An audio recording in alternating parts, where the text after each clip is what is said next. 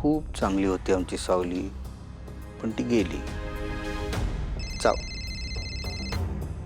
बोला साहेब, थांबली ही सावली एकदाची, पण कोणत्या तरी गावात शिरली आहे. गावात कुठल्या? आजूबाजूला काय बोर्ड आहे का? वाचता येतं ना, वाचून सांग ना कुठला बोर्ड आहे. थांबा, बाबुळवाडी नाव आहे. काय म्हणालास? वाजवू का गे मी तेच? हे ऐक माझं, हे टपऱ्या, गाडी रिव्हर्स मार आणि टिकून निघ, लगेच निघ तिकडून.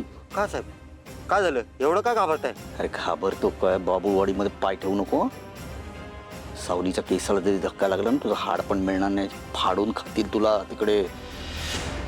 बाबा सावलीला तिथे खूप मानतात, तू तिकडे पाय पण ठेवायचा नाही. चल निघ तिकडून. मग काय करू? हातची शिकार सोडून देऊ का? हे माझा जिम कॉर्बेट, ऐक ना बाबा, त्या वाघिणीला गोव्यामधनं बाहेर येऊ दे. चान्स मिळाला की गेम वाजव, तोपर्यंत शांत तिकडेच उभा राहा, कळलं का? ओके साहेब, तुम्ही म्हणाल तसं. हा, मी म्हणाल तसंच व्हायला पाहिजे. ठेव.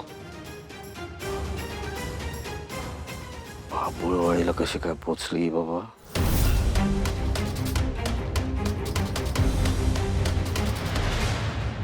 सर जरा गाडी बाजूला घ्यायची, बाजूला घे ना.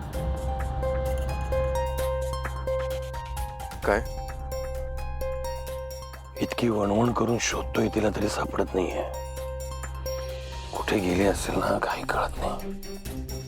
मी काय म्हणतो, शांतपणे विचार कर आणि मला सांग की जे ती कोणावर तरी खूप चिडलेली असते किंवा तिची मनस्थिती ठीक नसते, तेव्हा ती काय करते, कुठे जाते? आणि अजून एक, तू तिच्या घरी फोन केला होता ना? केला होता मी त्यांना फोन, पण त्यांना काही अंदाज नाही ह्या सगळ्या गोष्टींचा. हा फक्त त्यांच्या बोलण्यावरून एवढा अंदाज आला मला की सावली तिकडे गेलेली नाही. तिथेही गेली नाही, कुठे गेली काय माहित. सावलीचं मन कसं आहे तुला माहिती आहे ना. मग काही झालं ना तरी ती तिच्या विठ्ठलाला नाही विसरणार. तिचं मन हलकं करण्यासाठी ती विठ्ठलापाशी जाणार. आणि मन हलकं करण्याचं एकमेव हक्काचं ठिकाण म्हणजे विठ्ठल मंदिर. आपण सगळी मंदिरं शोधून काढू, कुठल्या ना कुठल्या मंदिरात नक्की सापडेल ती. मंदिर? आपण मंदिरं बघायला हवीत. मग मला माहिती आहे ती कुठे गेली असेल. झालं थांबा.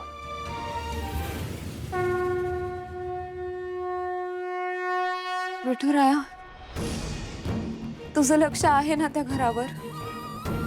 तिथल्या सगळ्यांना सुखी ठेव.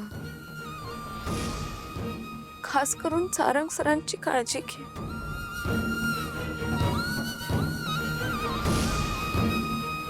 माझा पाय तिथून निघाला असला तरी माझं मन अजूनही तिथेच आहे रे.